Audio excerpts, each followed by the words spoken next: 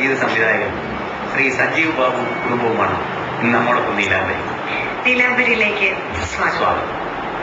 ഈ സംഗീത ലോകത്ത് വരാനുണ്ടായ സാഹചര്യം എന്താണ്? ശരിക്കതൊരു ആരെങ്കിലും പ്രത്യേക നിമിത്തമായിട്ട് അങ്ങനെ വന്നതാണോ, അതോ പാരമ്പര്യമായിട്ടുള്ള സംഗീത കുടുംബത്തിലാണോ? അച്ഛൻ സംഗീതം എന്നൊന്നും സംഗീതമായിട്ട് വളരെ ബന്ധപ്പെട്ട് അച്ഛൻ കഥകളി സംഗീതം ആയിരുന്നു. പിന്നെ അമ്മ കച്ചേരിയിൽ പങ്കെടുത്തു. എന്നാൽ പരമ്പരാഗതമായിട്ടൊരു സംഗീത കുറച്ച് ടാലന്റ് ചിലതൊക്കെ ഉണ്ടായിരുന്നു. പാട്ടെല്ലാം കേൾക്കാനും പിന്നെ ഉത്സവ സംഗീതം ആസ്വദിക്കാൻ പറ്റിയ സാഹചര്യമായിരുന്നല്ലോ, അന്തരീക്ഷം അങ്ങനെയായിരുന്നല്ലോ വീട്ടിൽ.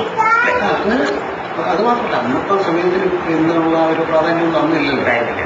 കഥകളി തന്നെ വല്ലപ്പോഴേ ഉള്ളൂ. എൻ്റെ അച്ഛൻ വീട്ടിൽ പാടുന്ന ഒരു സാധനം അങ്ങനെയൊന്നും ഇല്ലല്ലോ. ചെറിയ ജോലിയും ഉണ്ടായിരുന്നു അങ്ങനെ.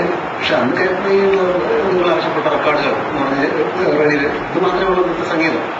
അതും പഴയ ഹിന്ദി ഗാനങ്ങൾ. അത് കേട്ട് പിന്നെ പാടാൻ ശ്രമിച്ചും സ്കൂളിലൊന്നും അതിനുള്ള ഒരു അവസരമൊന്നുമില്ലല്ലോ. അന്ന് കലാപരിപാടികളോ ഗീതോത്സവമൊന്നും ഇല്ല സ്കൂളിൽ. വീട്ടിൽ പാടുകയും ഇവരൊക്കെ മികച്ചിതം എന്തോ ഒരു മനസ്സിലുള്ളതുകൊണ്ട് ജീവിതത്തിലോട്ട് പോകണം എന്നൊരാഗ്രഹം തന്നെ ഉണ്ടായിരുന്നു. അല്ല, പ്രൊഫഷണലായിട്ട് പിന്നെ അതിനെ സ്വീകരിക്കുന്നത് എപ്പോഴാണ്? അത് കോളേജിലായ ശേഷം. കോളേജിൽ ഇപ്പോഴത്തേക്ക് ഗിറ്റാർ പഠിക്കണമെന്നുള്ള ആഗ്രഹം ഉണ്ടായിരുന്നു. അങ്ങനെ പക്ഷെ അന്ന് ഗിറ്റാർ പഠിപ്പിക്കാനൊന്നും കാര്യമില്ല. ശരിയായിട്ടുള്ള രീതിയിൽ പഠിപ്പിക്കുന്ന ആൾക്കാരുമില്ല. ഒരു ഗിറ്റാർ സംഘടിപ്പിച്ച് സ്വന്തമായിട്ട് പഠിച്ചു. അങ്ങനെ ആദ്യത്തെ പിന്നെ അന്ന് ഈ ഗാനമേള ഒക്കെ ഉണ്ട്. ശിവഗിരി ശാരദാസംഗി അതിലൊക്കെ ഗിറ്റാർ വായിക്കാൻ പോകുമായിരുന്നു. ഞാൻ ആദ്യം രംഗത്തോട്ട് പ്രവേശിച്ചത്. പിന്നെ അത് കഴിഞ്ഞിട്ട് തെരഞ്ഞി സ്കൂൾ യേശുദാസ് തെരഞ്ഞി സ്കൂൾ ഉണ്ടാക്കിയിരുന്നു 1976. അപ്പൊ അന്ന് അവിടെ ആദ്യത്തെ ബാച്ചിൽ ചേർന്നു ഗിറ്റാർ പഠിക്കുന്നത്. അങ്ങനെ ഔപചാരികമായ പഠനം ആരംഭിച്ചു. ഇവരെയൊക്കെ എല്ലാം കയ്യിൽ വരുന്നത് മാത്രം സംഗീതമാണ്. അങ്ങനെയാണ് തുടങ്ങിയത്. അതിനുശേഷം ആൾ ഇന്ത്യ റേഡിയോയിൽ ഓഡീഷൻ കിട്ടി. അവിടെ വന്ന് മ്യൂസിക് കമ്പോസറായിട്ട് ജോയിൻ ചെയ്തു. ഞാൻ സംവിധാനത്തിലോട്ട് നടന്നത്. ബേസിക്കായിട്ട് ഗിറ്റാറിസ്റ്റ് ആണെങ്കിലും പിന്നെ അന്ന് തൊട്ട് സംഗീതം സാറ് പറഞ്ഞു, അതായത് കമ്പോസറായിട്ട് ജോലി കിട്ടിയ പിന്നീടാണ് സംഗീതം ഒരു സംഗീത സംവിധായകൻ എന്നുള്ള നിലയിൽ AIR ജോലി ചെയ്തിരുന്ന ആ ഒരു കാലഘട്ടമൊക്കെ എത്രത്തോളം ഒരു സാറിന്റെ ഗിറ്റാറിസ്റ്റിനെ അതുപോലെ ഒരു മ്യൂസിക് കമ്പോസറിനെ ഒക്കെ ഇൻഫ്ലുവൻസ് ചെയ്തിട്ടുണ്ട്. ബിക്കോസ് AIR ഒരുപാടല്ലേ, ഇപ്പൊ ദാസാറ് അടക്കമുള്ള ഒരുപാട് പ്രഗത്ഭര് സ്ഥിരമായി പരിപാടികൾ ചെയ്യുക അങ്ങനെയുള്ള ഒരു സ്ഥലമായിരുന്നു. അപ്പൊ അവരോടൊപ്പം അതുപോലെയുള്ള പ്രഗത്ഭരോടൊപ്പം വർക്ക് ചെയ്ത ഒരു എക്സ്പീരിയൻസും എത്രത്തോളം ഇൻഫ്ലുവൻസ് ചെയ്തിട്ടുണ്ട് സാർ? എന്നെ ഇൻഫ്ലുവൻസ് ചെയ്തു വാസ്തവത്തിൽ ആളുകളുടെയല്ല. അവിടെ ഞാൻ പാട്ടുകൾ ചെയ്യുമെങ്കിലും ദേവരായ മാഷയുടെ ഒരു ഇൻഫ്ലുവൻസ് ആണ്. ദേവരായ മാഷയുടെ ട്രൂപ്പിൽ ഗിറ്റാർ വായിക്കാനൊക്കെ പോയിക്കൊണ്ടിരുന്നു. അങ്ങനെ മാഷുമായിട്ടൊരു ഉണ്ട്. മാസ്റ്ററുടെ ഒരു സ്റ്റൈലും സംഗീത സംവിധാന രീതി അതെന്നെ ഒത്തിരി ഇൻഫ്ലുവൻസ് ചെയ്തു.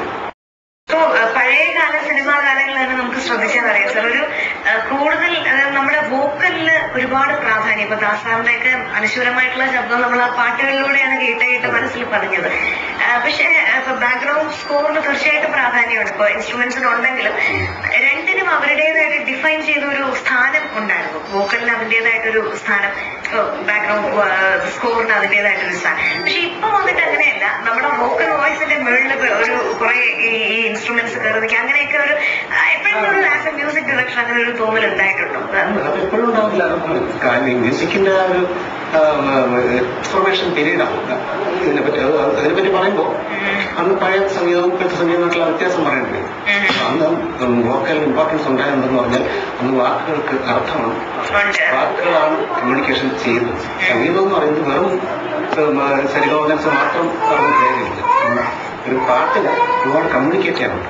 പാട്ട് പാടുമ്പോൾ എന്താണെന്ന അർത്ഥം നമ്മളുടെ പ്രേക്ഷകരിലേക്ക് സംവേദനം ചെയ്യണമെങ്കിൽ അത് ശരിയായിട്ടുള്ള പാട്ടാണ്. ഇപ്പൊ അതിന്റെ ആവശ്യമില്ല.